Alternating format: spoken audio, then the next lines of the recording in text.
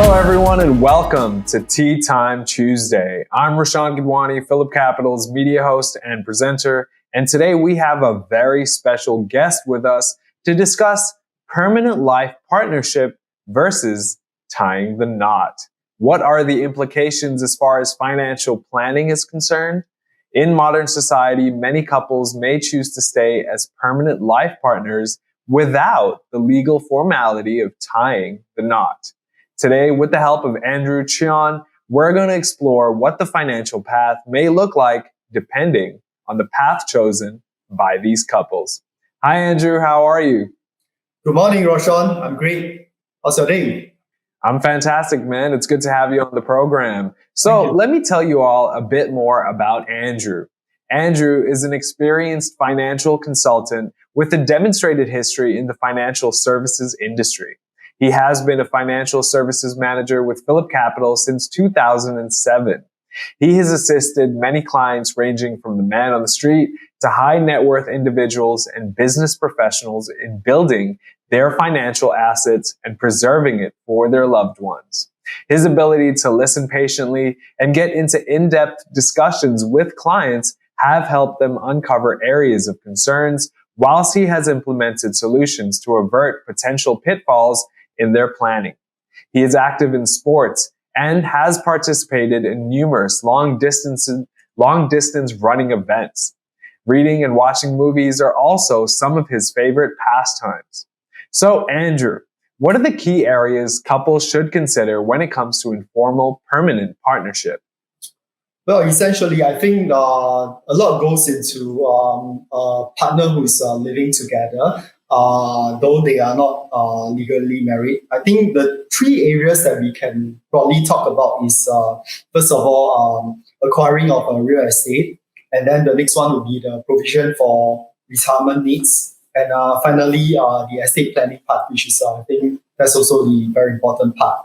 So I think these are probably the three areas that we can dwell a bit more if you like to actually discuss.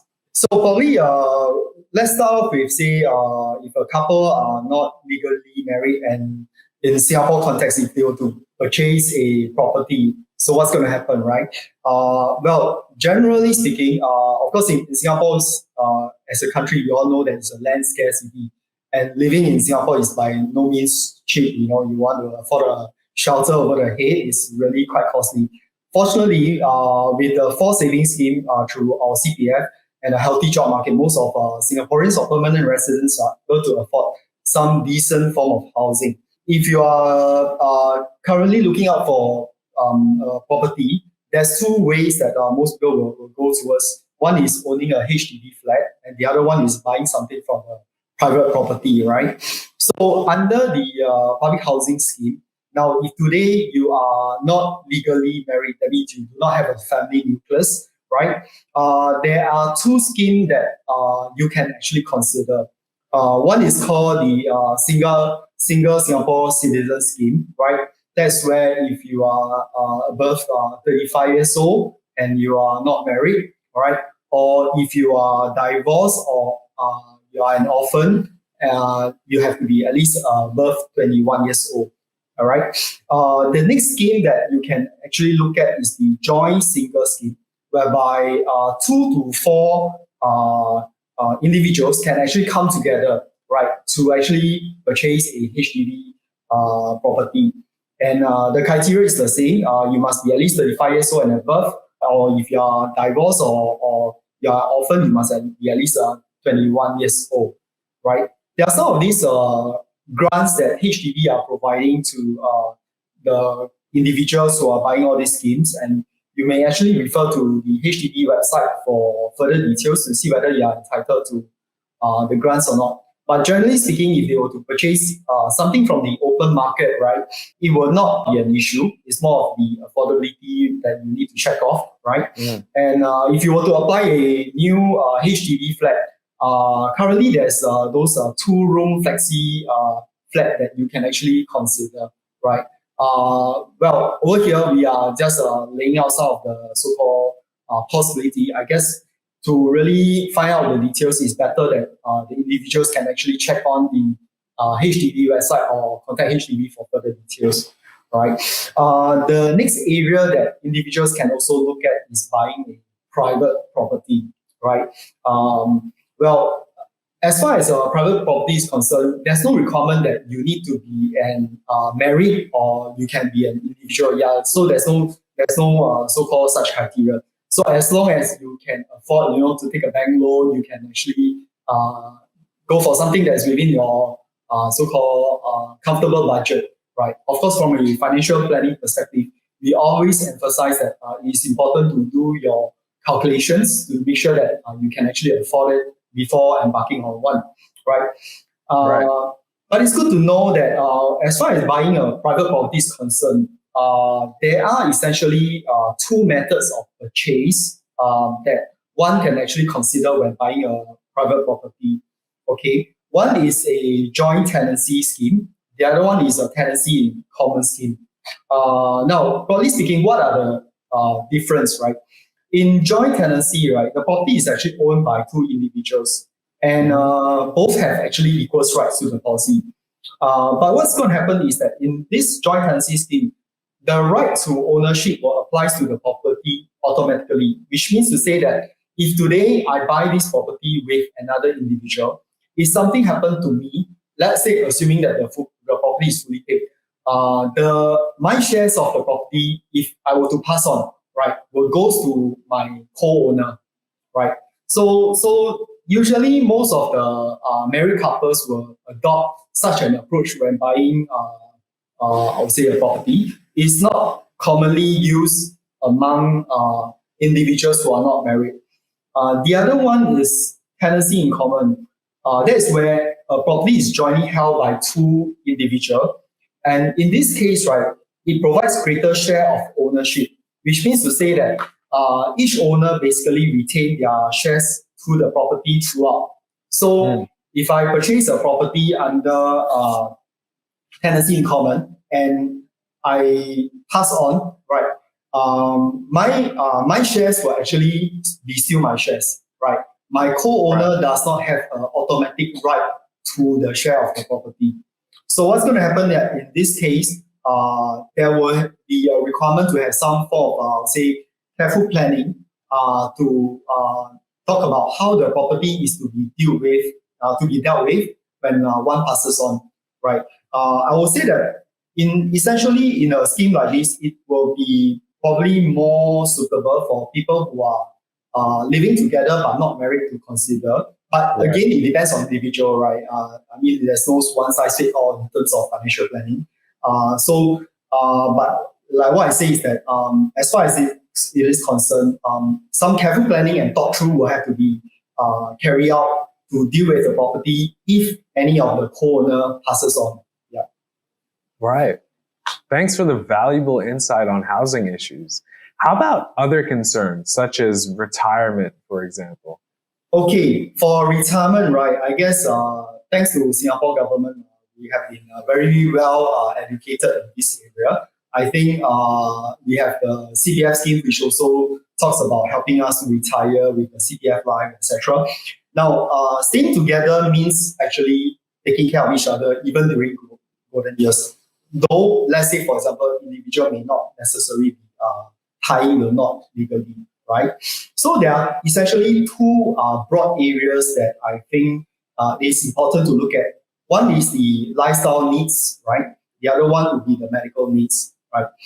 So as far as the lifestyle needs is concerned, well, I'll say that, in the past, if you are, let's say, single, and if you go out to the hawker center, you buy a plate of char kway teow, for example, right? Yeah. You get to have the whole plate of char kway teow to yourself. And I think that's fine if I'm still young and I'm still active and burning my calories after every now and then. But I guess when we are at a golden years period, right, we still want to tantalize our taste bud a bit, right? You still definitely want to enjoy the good food that are out there.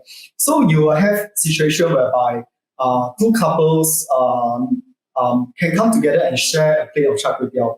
Of course, that means sharing the calories as well as the cost as well, right? So living together is about sharing the simple pleasure in life and also pulling your resources together to afford this pleasure, right? So budgeting is one key area that I would say most retiree will need to actually look at carefully. Right. And especially in the context of individuals who are probably not legally married and are staying together, you will still want to make sure that you take care of the daily spending needs and to make sure that you don't burst your budget.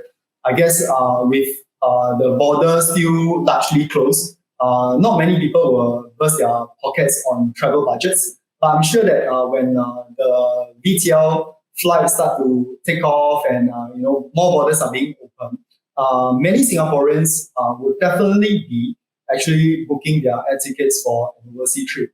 And I guess that will also apply to individuals who are staying together, but on a long-term basis, they may not be legally married as well. Right? Okay. The other aspect that I would say I'll mention is there's this thing called the lasting power of attorney. Right. Right. Lasting power of attorney is a very important area that I would suggest retirees or even individuals who are young, right, should look into, and especially in the context of a permanent life partner.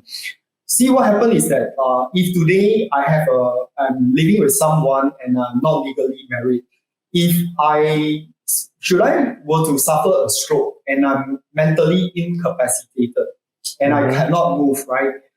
And supposedly my partner who has been living with me for many years is going to take care of me, right? There are two broad areas that LPA will actually covers to authorize this person to take care of my needs, namely the financial matters, right? The next one will be the physical well-being. Now, if there is no LPA in place, what's going to happen is that this person will actually have to apply to the court to get a court-appointed deputy, right? And that will be subjected to a whole list of criteria. And some of the criteria will even include if the court were to release part of my financial assets to this person to handle, how is this person going to account for it, and what kind of money, what kind of expenditure is this person going to spend on using my money? Yeah, so that aspect itself, the court has a position to protect my right as a person who is mentally incapacitated. But on the other hand, my partner, may be cash stricken or financially, he or she will probably need some help to actually try to resolve some of my problems. Or that, Right. see. Yeah. So the next area that I'll talk about in retirement will be medical needs, right? So one of the key medical pillars among Singaporeans and PR is the CPF scheme. And under CPF, right, we have this MediSave account. Well, it's good to know that if today, as a individual, if something were to happen to me, I can always fall back on my MediSave to actually use it to fund some of my medical treatment costs, right? And if today I were to be down with a serious critical illness, it might exhaust my MediSave account.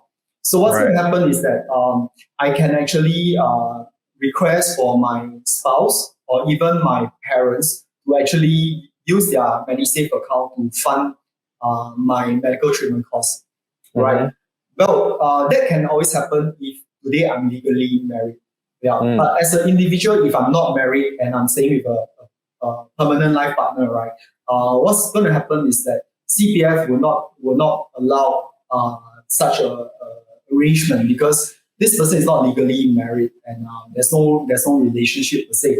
So therefore, it falls back on my own resources and my own so-called medical insurance, right? So that's why medical insurance is also an important part going into retirement because we need to actually make sure that our own personal life insurance, medical insurance, is remain in force to take care of us, to handle any cost of treatment, etc. Yeah, absolutely. Right. Now, whether we like it or not, we have to deal with the issue of what happens when one partner passes on. Right. So what steps should one take to ensure that there isn't any conflict over assets after this happens? Well, I would suggest that first of all, we need to understand that in Singapore, there's this act called Intestate Act, right? Well, essentially what Intestate Act means, Succession Act means that if today I passes on and I do not have a will, right, what's going to happen to my assets? Who's going to have a say on how my assets is to be distributed, right? And like it or not, I may be an individual, right? But I may be living with somebody who's my permanent life partner. And if I passes on, my assets is not going to go to that person automatically, because according to the Intestate Succession Act, there is a standard format of how the distribution of assets is to be carried out. So depending on whether do you have any surviving parents or siblings or even grandparents, etc. So rightly to say that if today I don't have the will and I passes on, my life partner will not get a single cent at all, because whatever that I own, if I don't have a spouse, right, in name, it will go to my immediate family, who are my parents, or if they are not around, will be my siblings. And if my immediate family, there's nobody around, then it will be my grandparents or even my uncles and aunties as well. Yeah. So that's something to know. So I will really suggest that it is important for individual, right, to actually look into this thing called will planning, right? In a will, it is a very simple piece of a few pages of paper, right, that actually you can actually state inside the will, how do you want your assets to be treated when you are no longer around? And that will solve a lot of issues when the time comes and prevent any potential conflict from happening. Yeah. Absolutely. Many things to consider. Thank you so much, Alvin. It's been very educational and insightful. For our audience, thanks for tuning in. For further details, please consult a financial advisor or a legal professional today. Andrew Chionh can be contacted at andrewchionhcs@phillip.com.sg. Once again, Andrew, thank you so much. Take care. Thank you, Roshan. See you and have a nice day. You too.